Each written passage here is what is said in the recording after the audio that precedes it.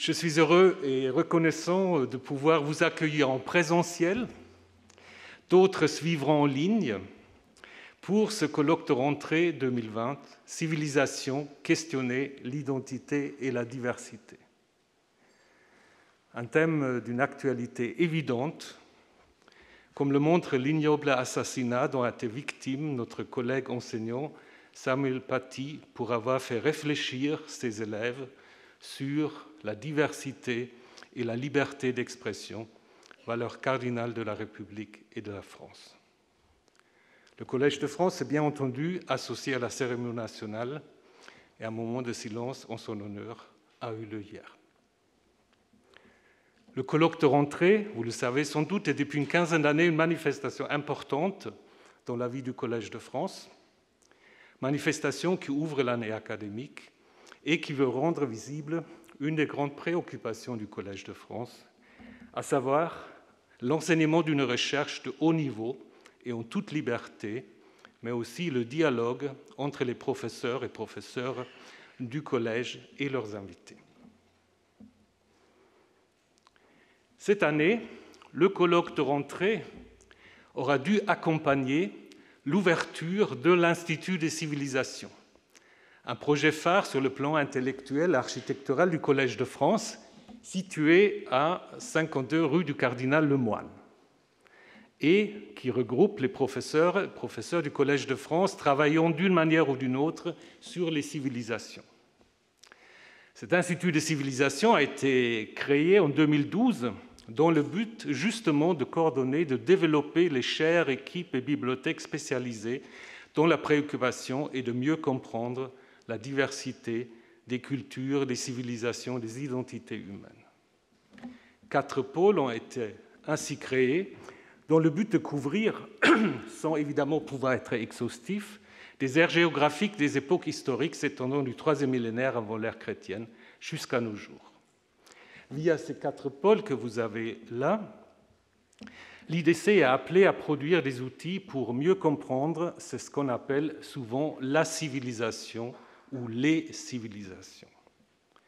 Mais l'ambition de l'Institut des civilisations est aussi de décloisonner les frontières traditionnelles entre les disciplines, de permettre une interdisciplinarité en élaborant des projets de recherche communs et en mutualisant un certain nombre de services et d'équipements.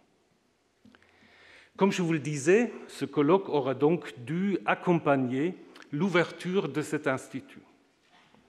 Ouverture qui, cependant, a été retardée pour des raisons que vous connaissez et que vous vivez ici. La crise sanitaire a pesé, en effet, sur l'avancement des travaux. Elle se rappelle à nous constamment par des mesures de distanciation que nous devons prendre aussi pendant ce colloque et qui lui donnent une ambiance particulière. Néanmoins, il nous a paru important de maintenir cette manifestation afin de montrer que même si le projet architectural n'est pas encore achevé, l'IDC accueille déjà des chercheurs et des chercheuses, mais ne peut pas encore permettre un accès au public. Le projet intellectuel est en plein essor. Le colloque d'aujourd'hui et de demain montre également que ce travail sur les civilisations doit par définition être international et interdisciplinaire et qu'il n'est nullement une chasse gardée des sciences humaines et sociales, mais qu'il demande une vraie interdisciplinarité. Et je remercie d'ores et déjà tous les collègues qui ont accepté de participer à ce colloque. Plus particulièrement, je dis toute ma reconnaissance à mes collègues du comité d'organisation, Patrick Boucheron, Anne Cheng, Vinciane Pirenne, Louis Quintana Murci et Philippe Sansonetti pour avoir conçu le programme, et plus particulièrement Vinciane et Louis qui sont chargés de l'organisation et des contacts avec les intervenants. Merci beaucoup.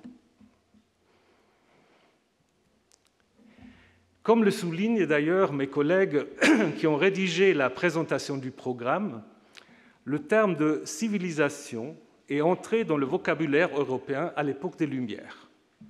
Ainsi, pour Condorcet, le concept de civilisation désigne les progrès accomplis par l'humanité ou par une nation.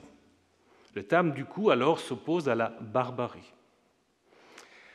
La première conférence, d'ailleurs, de ce matin traitera de l'émergence du concept de civilisation au siècle des Lumières.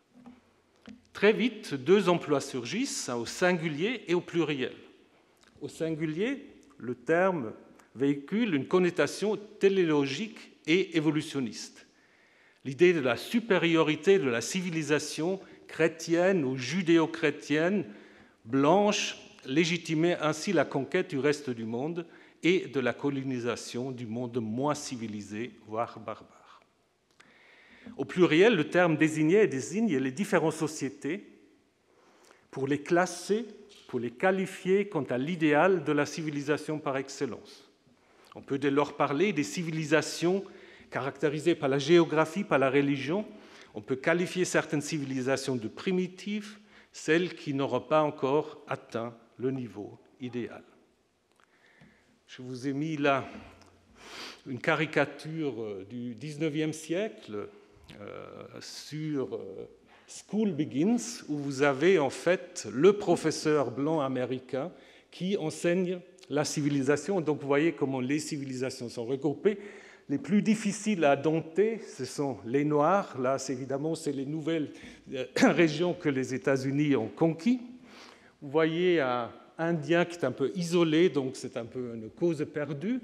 Vous voyez le petit Chinois qui se tient à l'entrée de la porte, qui ne sait pas très bien s'il sait ou s'il peut entrer. Et puis vous avez les Hispaniques où apparemment il y a de l'espoir parce que voilà, ils sont déjà bien habillés, ils regardent leurs livres et ils peuvent peut-être intégrer dans les cercles de la civilisation. Ce n'est pas si différent, me semble-t-il, en ce qui concerne les théories sur l'affrontement, le choc des civilisations, qui se reflète par exemple dans le livre de Samuel Huntington. Donc ça, c'est classification de Huntington avec des critères pas toujours évidents. Il identifie 8 civilisations majeures en disant que leurs interactions positives et négatives seraient désormais à l'origine de la guerre de la paix dans le monde.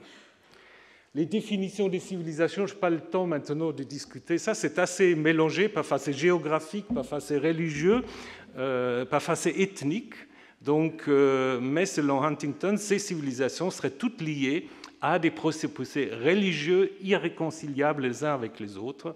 Donc, une vision assez pessimiste du monde et des civilisations. Mais je voudrais justement vous parler. Aussi, l'actualité montre l'importance, dans les quelques minutes qui me restent, de l'importance de la religion ou des religions dans les débats sur les civilisations. Pour Huntington, je vous dis, le facteur religieux est déterminant pour la constitution d'une civilisation. Et cette importance de la religion est déjà soulignée par Victor Richetti de Mirabeau, qui est un des premiers à avoir utilisé le terme de civilisation dans son acceptation actuelle. En 1756, il écrit « La religion est, sans contredit, le premier et le plus utile frein de l'humanité. C'est le premier essor de la civilisation. » Va alors se mettre en place l'idée d'une supériorité de certaines religions, les religions monothéistes. Et je me suis rendu compte, et ce n'est peut-être pas un hasard en travaillant un peu sur cette introduction, que le terme monothéisme, l'entrée du terme monothéisme dans les langues européennes, ça se passe à peu près en même temps que l'entrée du terme civilisation. Donc il y a quelque chose que ces deux concepts ont en commun. En effet, la Bible ne connaît pas du tout le terme de monothéisme qui serait opposé au polythéisme. Le terme polythéisme, on le trouve peut-être chez Philon d'Alexandrie. Par contre, quant au terme de monothéisme, il semble être un néologisme du XVIIe, XVIIIe siècle. Et à en croire Fritz Stolz, qui a fait toute une enquête sur ce concept, aurait été inventé par les Cambridge Platonists qui voulaient lier la rationalité et une approche mystique du divin. Henry Moore utilise le terme monothéisme pour caractériser, défendre le christianisme contre les concepts déistes, mais aussi contre l'accusation juive selon laquelle la doctrine de la Trinité mettrait en question l'idée de l'unité et de l'unicité de Dieu. Ici, le terme de monothéisme a un caractère d'exclusion. Il affirme que seul le christianisme rend témoignage au seul et vrai Dieu. De l'autre côté, vous avez Henry Bolingbroke, pour qui le monothéisme est l'expérience originelle de toute l'humanité, mais ensuite aurait été d'une certaine manière oublié ou dégénéré pour devenir l'animisme, le polythéisme, et ainsi de suite. Néanmoins, l'idée, c'est à l'origine l'humanité entière et monothéiste. Donc vous avez, et c'est très intéressant, vous avez dès le début deux manières très différentes de concevoir ce concept dans une perspective exclusive, ségrégationniste, et l'autre dans une perspective plus inclusive. Alors du coup, et nous vivons tous avec ça, dans l'histoire de l'appropriation du terme, c'est souvent l'utilisation exclusive qui a prédominé et qui a mené vers l'affirmation de la supériorité du concept. Pendant longtemps, l'avènement du monothéisme était en effet regardé comme marquant un progrès intellectuel et philosophique dans l'histoire de l'humanité. On postulait ainsi une évolution des religions primitives, vénérant des forces de la nature, vers le polythéisme, reflétant une société déjà bien organisée, vers le hénothéisme, la monolatrie et finalement le monothéisme. Et grâce au monothéisme, l'humanité aurait alors abandonné la divinisation de la nature, se serait libérée d'une soumission superstitieuse aux éléments cosmiques et à des fausses divinités. Ainsi, le monothéisme aura favorisé l'autonomie de l'homme et sa capacité de contrôler les forces de la nature et du cosmos. Évidemment, on va ensuite citer le premier chapitre de la Bible, où l'homme est créé à l'image de Dieu et lui incombe donc de dominer le monde et ce qu'il contient. Et ensuite, mais ça c'est une autre histoire, chez certains philosophes comme Bloch, comme Gauchet, le monothéisme serait ensuite la sortie de l'homme de la pensée religieuse, l'avant-dernière étape pour la libération absolue de l'humain. Si on regarde un peu de manière plus détaillée les choses, cette idée d'une évolution linéaire est à mettre en question. Je voudrais citer très brièvement des exemples de la religion mésopotamienne. Je n'oserais pas parler des Grecs parce qu'il y avait anciens, donc j'ai un peu peur, donc je parlerai des Mésopotamiens, des Égyptiens et des Judéens. Bien que la culture mésopotamienne soit marquée par un polythéisme très élaboré, on constate à certaines époques, à certains milieux, des tendances vers un hénothéisme. On s'attache plus particulièrement à un seul Dieu, sans nier l'existence des autres, mais Nabuchodonosor Ier veut faire du dieu Marduk, d'abord seulement dieu titulaire de la ville de Babylone, le dieu central de tout le panthéon babylonien. Sennacherib, qui a détruit Babylone, veut réécrire l'épopée Enuma Elish, le grand épopée de la création, pour remplacer Marduk par Assur, qui devient le dieu du ciel et de la terre. Et ensuite, le roi babylonien, Nabonide, quant à lui, veut faire du dieu lunaire Sin le dieu principal, voire exclusif, de l'empire babylonien. Donc, d'ailleurs, vous savez peut-être l'histoire de Nabonide, il a créé une nouvelle capitale, Athéma, ce qui n'est pas sans rappeler mon deuxième exemple, le pharaon Akhenaton, qui est souvent présenté comme étant le premier monothéiste de l'humanité. Je ne vais pas discuter des origines des mobiles de la révolution dite monothéiste. Les égyptologues eux-mêmes sont très nuancés par rapport à cela, mais toujours est-il qu'ils fondent une nouvelle capitale et qu'ils réorganisent le culte voué à la seule vénération d'Aton, le disque solaire.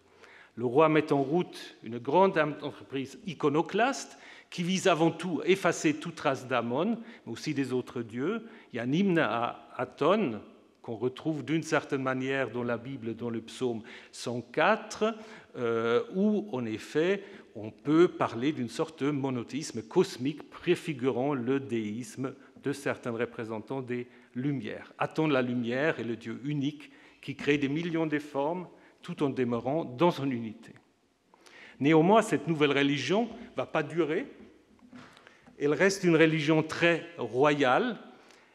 Akhenaton est le fils d'Aton, le seul qui connaisse Dieu, Et d'autres textes et représentations, comme l'image que je vous montre, donnent même l'impression que le couple royal formait avec Aton une sorte de trinité divine.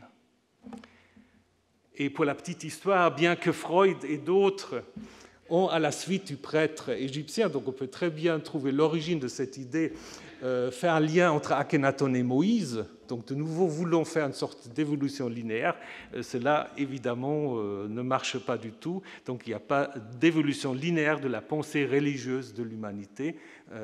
Dès la mort d'Akhenaton, cette entreprise a été finie très très vite. Même chose, peut-être plus étonnante, pour la Bible.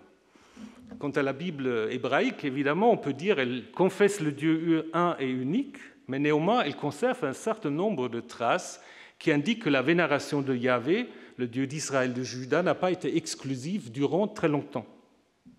Je vous donne juste quelques exemples. Là, il y a un texte du livre du Deutéronome, reconstruit à partir des fragments de Qumran et de la Septante, de la Bible grecque.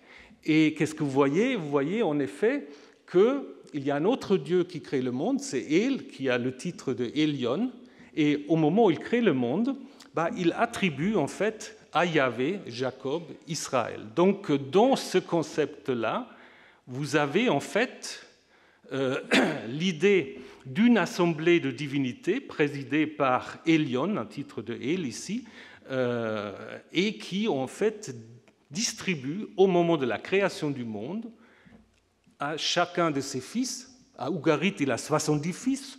À chacun de ses fils, il donne un peuple dont il doit s'occuper. Donc ça veut dire en fait que tous les dieux tutélaires des Phéniciens, des Moabites, des Ammonites, c'est tous des frères. Ils sont tous en fait fils d'El. Et ce n'est pas un seul texte. Vous avez aussi le psaume 82, où de nouveau Yahvé se tient dans l'assemblée de El.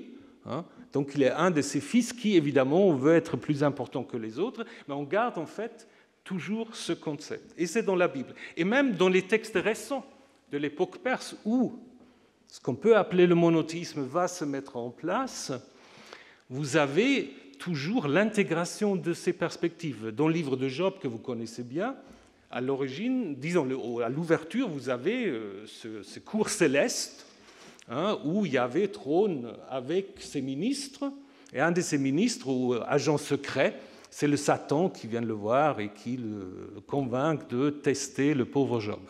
Mais donc là, d'un côté, on peut dire on est déjà dans un concept monothéiste, mais en même temps, ça reste très polythéiste.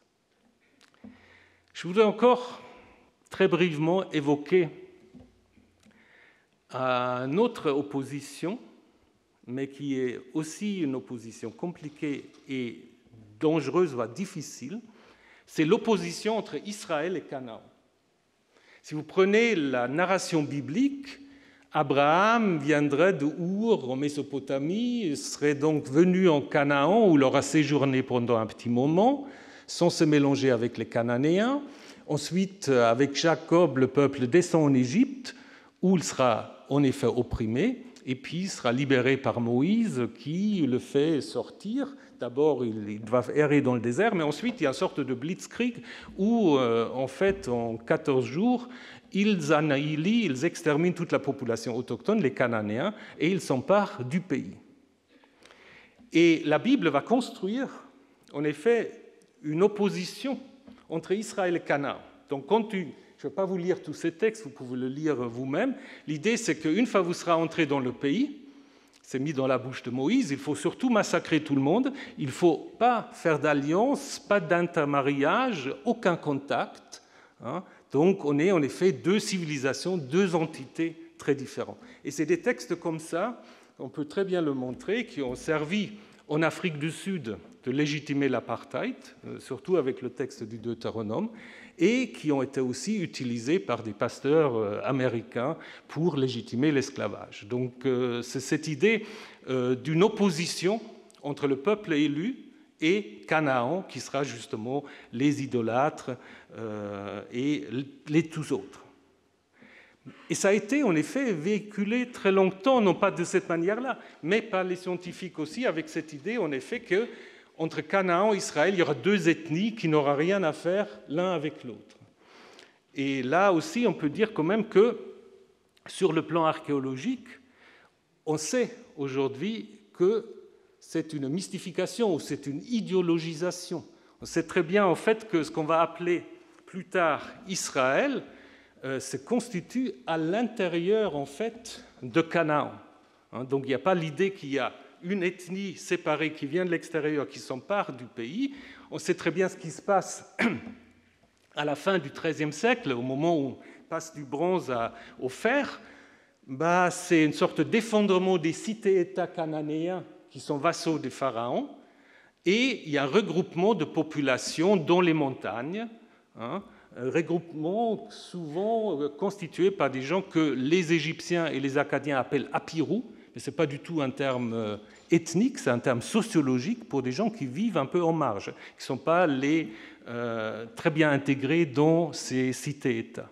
Et c'est ces apirous, sans doute, qui sont à l'origine du mot hébreu. Donc, ce qui se passe, c'est un long processus en fait de déplacement de population à l'intérieur du Levant, et donc il n'y a aucune opposition entre Israël, qui est mentionné pour la première fois déjà en Canaan par cette fameuse stèle de Merneptah, on voit qu'il n'y a jamais d'exode, en fait ils sont là dans les montagnes, et le groupe Israël est une confédération clanique tribale ressemblant de groupes cananéens d'une certaine manière, mais qui se sont sans doute sentis à un moment donné différents.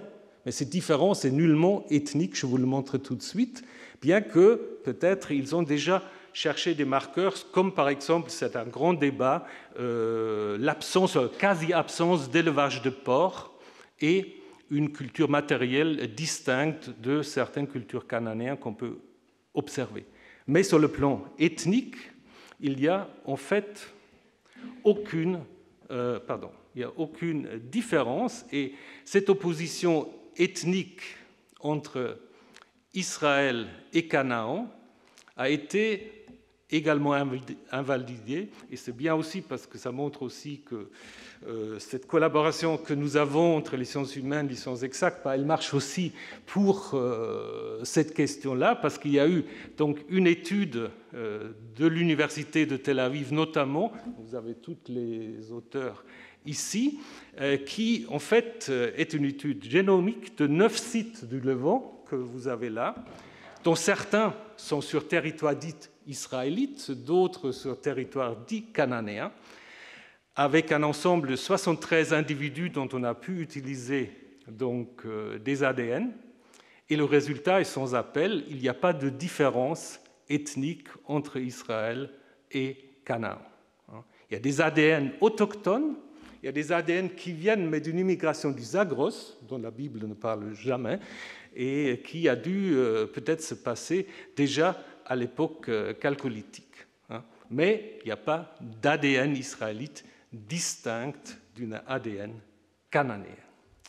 Donc j'ai choisi ces exemples justement dans le but de montrer que souvent on construit des oppositions et des confrontations au nom d'une religion, d'une civilisation, et le but de ce colloque est justement de questionner, de déconstruire certaines idées reçues, certains discours faciles, surtout ce qu'on peut regrouper sur le terme de civilisation. Voilà, je suis au bout de mon introduction, juste quelques petites informations. On m'a dit de vous signaler que les différents colloques de rentrée font donc sujet d'une publication. Donc, j'ai ici le colloque de 2018, organisé par notre collègue Jean-Noël Robert, Langue et sciences, langage et pensée, qui n'est pas totalement sans lien avec le colloque de ce matin. Et je crois que vous pouvez l'acquérir, mais on ne va pas faire la publicité, m'a-t-on dit.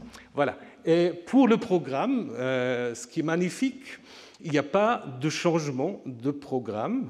Souvent, on doit annoncer changement. Il n'y en a pas. Il y a juste donc la conférence de cet après-midi de Aparecida Vilaça, qui sera enregistré ou qui a été enregistré, mais Madame Vilaça sera présente via Zoom pour pouvoir en effet aussi répondre à des questions, des interventions. L'idée du colloque, mais Vinciane vous le dira plus précisément, c'est évidemment aussi d'avoir un certain dialogue. Nous ne pouvons pas, dans la situation actuelle, faire passer des micros, vous avez compris pourquoi. Donc, si des questions se posent, il faudrait essayer de parler suffisamment fort, mais c'est aussi une manière d'être bref et succinct quand vous avez des questions et de ne pas refaire un cours. Voilà, je vous remercie de votre attention. Je vous souhaite un bon colloque. Et puis, je remercie encore tous les collègues qui sont venus assister, évidemment aussi à tout le public qui, à certains, ont déjà fait la queue à 8 h du matin. Donc, je vous admire beaucoup. Voilà. Et alors, espérons que ce sera à l'auteur de vos attentes. Voilà, merci.